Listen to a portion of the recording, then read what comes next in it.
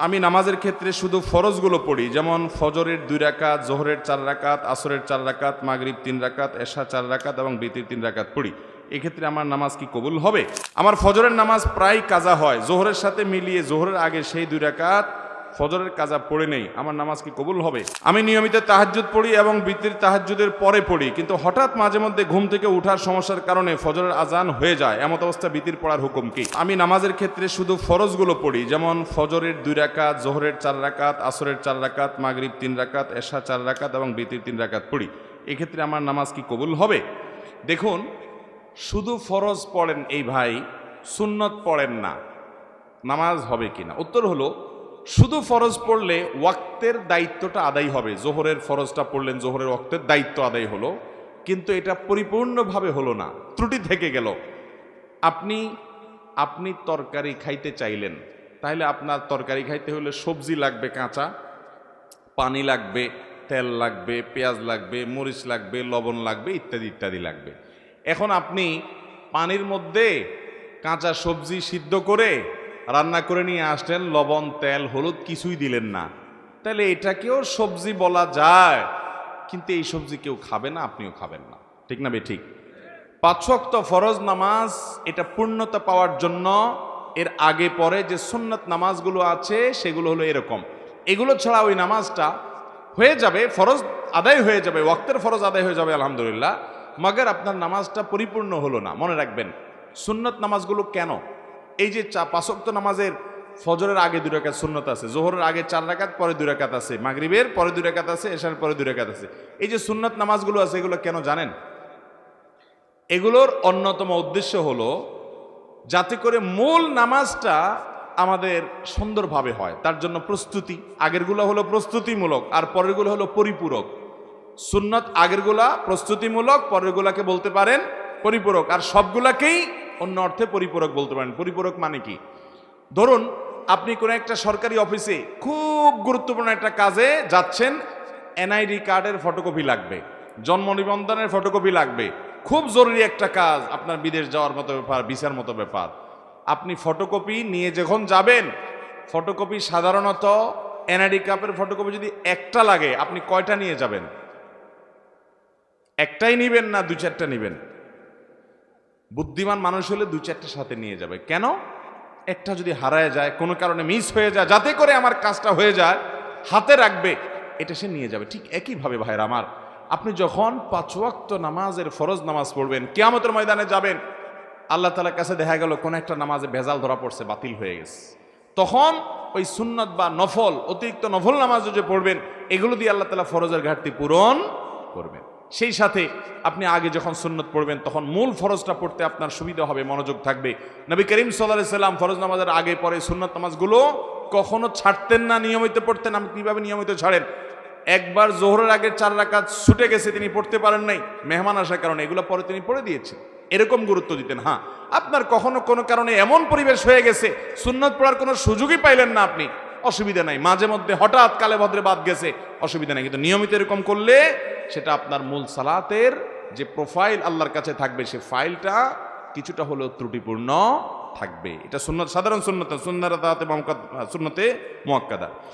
আমার ফজরের নামাজ প্রায় কাজা হয়, জোহরের সাথে মিলিয়ে জোহরের আগে সেই 2 রাকাত ফজরের কাজা পড়ে নেই, আমার নামাজ কি কবুল হবে?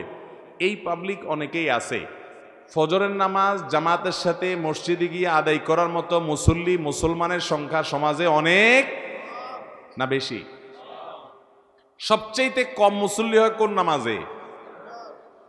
কারণ ইবলিস জানে এই নামাজটায় হাজির হলে অনেক বেশি ফজিলত পেয়ে যাবে, জোহরের নামাজের চাইতে এই নামাজে হাজির হওয়ার গুরুত্ব বেশি, মাগরিবে এশায় হাজির হওয়ার চাইতে ফজরে হাজির হওয়ার গুরুত্ব বেশি। এটা মাসআলা আপনি না জানলে কি হয়েছে, আপনার সাথে থাকা ইবলিস জানে, এই জন্য ইবলিসে ভোর রাতে আপনার ঠ্যাং টিপা শুরু করে। দেখবেন রাত 12টা 1টা 2টা পর্যন্ত ঘুম আসে না, ফেসবুক টিপতেছেন, ইউটিউব টিপতেছেন, মোবাইলে মুনাজাত ধরতেছেন, শয়তানের জিকির আজকার করতেছেন, এগুলো করতে করতে 12টা 1টা পর্যন্ত আপনার ঘুম আসে না। ঠিকই দেখবেন ফজর আজানের আগ দিয়া দেখবেন এমন ঘুম আসে, অ্যালার্ম দিয়ে রাখলেও আর উঠতে মনে চায় না, ঠিক না বে ঠিক?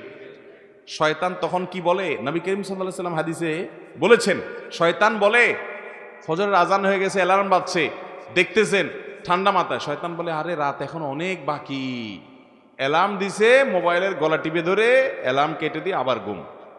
আছে না নাই? ফজর পড়তে পারে না। ভাইরা আমার, ফজরের গুরুত্ব অনেক বেশি। তো যেই মানুষ ফজরের নামাজ নিয়মিত জোহরের সাথে পড়ে, অনেকে আছে দেখবেন প্রবাসে অনেক ভাই আছে 7টা 8টা 9টার দিকে উঠা ফজর পড়ে, নিয়মিত যদি এরকম হয় তাহলে তার এ নামাজ হবে? ভাইরা আমার, একবার হঠাৎ 2 মাস 4 মাস পরে 6 মাস পরে জীবনে হঠাৎ একবার হয়েছে, হ্যাঁ ফজর নামাজ আপনি উঠতে পারেন নাই, মোবাইলে অ্যালার্ম বাজছে তাও হুঁশ নাই, এটা গ্রহণযোগ্য। নবী সাল্লাল্লাহু আলাইহি সাল্লামের জীবনে একবার ফজর কাজা হয়েছে। কয়বার কাজা হয়েছে? একবার। তো আপনার জীবনে 2 4 10 বার এভাবে হতে পারে, কিন্তু প্রতিদিন হওয়া এটা কোনো অবস্থাতে গ্রহণযোগ্য হতে পারে। ঠান্ডা মাথায় যারা নামাজ পড়ার এশার পরে শোয়ার সময় নিয়ত করে থয় যে সকাল 8টার দিকে উঠবে, অ্যালার্ম দিয়া ছয়, তার ইমান আছে কিনা এটা নিয়ে অনেক উলামা ইকরাম সন্দেহ করেছেন। কারণ হলো ঠান্ডা মাথায় সে নামাজ পড়বে না, পরিকল্পনা করে সে শুয়েছে। আল্লাহ তাআলা আমাদেরকে ফজর নামাজ গুরুত্ব বোঝার তৌফিক দান করুন। আমি নিয়মিত তাহাজ্জুদ পড়ি এবং বিতির তাহাজ্জুদের পরে পড়ি, কিন্তু হঠাৎ মাঝে মধ্যে ঘুম থেকে উঠার সমস্যার কারণে ফজরের আজান হয়ে যায়, এমত অবস্থা বিতির পড়ার হুকুম কি? যদি আপনি ভোর রাতে উঠার ব্যাপারে প্রবল সম্ভাবনা না থাকে তাহলে বিতির আপনি রাখবেন না, বিতির আগে পড়ে ফেলবেন। হ্যাঁ, আপনি নিয়মিত তাহাজ্জুদ পড়েন, আল্লাহ তৌফিক দেয়, তাহলে আপনি বিতির পড়েন। হঠাৎ একদিন ছুটে গেছে, ফজরের আজান হয়ে গেছে, তাহলে তারপরেও বিতির পড়লে আদায় হয়ে যাবে। ঢোলবাঁশি বাজিয়ে কবর দেয়া হচ্ছে, এরকম একটি ভিডিও দেখেছি ইউটিউবে, এ ব্যাপারে বললে ভালো হতো। ঢোলবাঁশি বাজায় আবার কবর, একটা গানই আছে এরকম, আমিও দেখছি ভিডিওটা, কি জানি মরণকালে ঢোলবাঁশি বাজাইও কি ভাই, তরিকার ভাই না দরবারি ভাই? হ্যাঁ, এবং সে গানের একটা কথা খুব আপত্তিকর আছে, সেটা আরো বেশি, সেটা হলো কালেমা কালামও ভাই কোনো কিছুর দরকার নাই, কালিমা কালাম কিছুর দরকার নাই, ঢোলবাঁশি বাজাইতে বাজাইতে নিয়ে কবরে দিও। আল্লাহ মাফ করুক, এই হারাম কাজ করতে করতে যার দুনিয়া থেকে বিদায় হয়, সে দুনিয়াতে জীবদ্দশা জানতো যে তার যে সমস্ত আশেপাশে সাঙ্গপাঙ্গ আছে তারা ঢোলবাঁশি পিটাতে পিটাতে তারা নিব কবরে, হাসরে আজাব যখন হবে আল্লাহ জানে, ফেরেশতারাও কি ঢোলবাজি দিয়েই ফিরবে কিনা আল্লাহ জানে। ভাইরা আমার, নবী সাল্লাল্লাহু আলাইহি সাল্লাম বলেছেন বয়স্ত লি আকসিরাল মাজামির, এই সমস্ত বাদ্যযন্ত্র এগুলো দুনিয়া থেকে এগুলো বিদায়ের জন্য আমি আসছি, এগুলো শয়তানের অস্ত্র, এগুলো হারাম। অতএব ইমানদার জীবদ্দশা যেটা করতে পারেন একটা মানুষের মৃত্যুর পর তাকে বিদায়ের সময় বলে কালিমা কালামই দরকার নাই। কালিমা কালামই যদি দরকার না থাকে সে মুসলমান কিনা সন্দেহ। মুসলমান কিভাবে কালিমা কালামের দরকার নাই, ঢোলবাজি হইলে তার চলবো? আমরা তো কালিমা কালাম পাইছি কোরআন থেকে, হাদিস থেকে। এর ঢোলবাজিটা কে দিল? কে দিছে বলেন? শয়তান দিছে। তো শয়তানের এই জিনিসটা নিয়ে যদি কবরে যায়, মায়ের কি পিঠে পড়বে না নিচে পড়বে? আল্লাহ আমাদেরকে এই সমস্ত পাগলামি ছাগলামি, এই সমস্ত শয়তানি থেকে বেঁচে থাকার তৌফিক দান করুন। কত পাগলামি যে দুনিয়াতে আছে, এসব না দেখলে বোঝার উপায় নাই। আল্লাহ আমাদের সমস্ত ভাইদেরকে হেদায়েত দান করুন। এক লোক টাকা ধার নেওয়ার পরে টাকা থাকা সত্ত্বেও দিত না, ঘুরাতো। হঠাৎ শুনছি লোকটা মারা গেছে, তখন এসে তার ছেলে মেয়ের কাছে দিয়েছে। এখন তাতে কি তার ঋণ পরিশোধ হবে কিনা? দেখুন, ধার নেওয়ার পরে কেউ যদি টাকা ঘোরাঘুরি করে, দেয় না, যে সেই লোকটা মারা যাওয়ার পরে তার ছেলে মেয়েরা এসে যদি পাওনাদারের টাকা দেয়, তাহলে সেটা খুবই প্রশংসনীয় কাজ। শুধু দেয় না, বরং দেওয়া কর্তব্য। একটু ভালো করে শুনে রাখেন, অনেক মানুষ আছে মারা যাওয়ার পর পাওনাদার বের হয়ে আসে। আপনার বাবা মারা গেছেন, আল্লাহর বান্দার কিছু দেনা আছে, এগুলো রেখে মারা গেছে।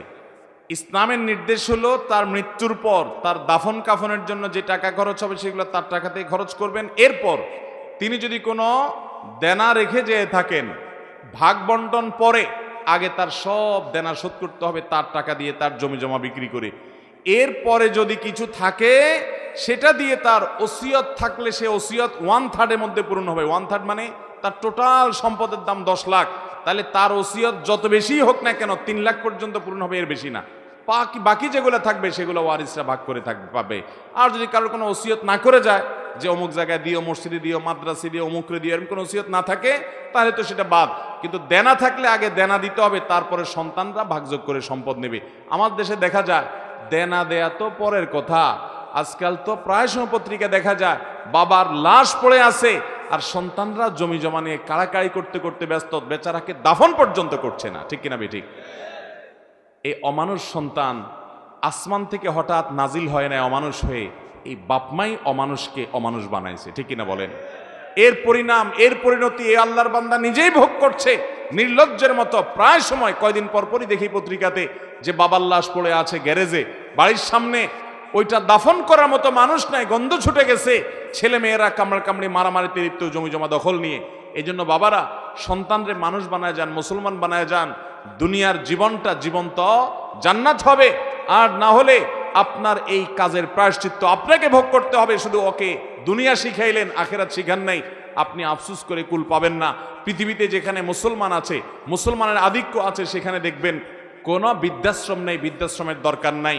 আর পৃথিবীর উন্নত দেশগুলোতে শিক্ষা আছে, দীক্ষা আছে, জ্ঞান আছে, বিজ্ঞান আছে, প্রযুক্তি আছে, সব কিছু আছে, কিন্তু বৃদ্ধাশ্রমও আছে। কারণ মনুষ্যত্ব, মানবতা, মা বাবার প্রতি দায়বদ্ধতা, এটা আল্লাহর প্রতি ঈমান না থাকলে সে মানুষগুলো আসলে সেভাবে বুঝে না। আল্লাহ আমাদের সন্তানগুলোকে মানুষ হতে মানুষ করার তৌফিক দান।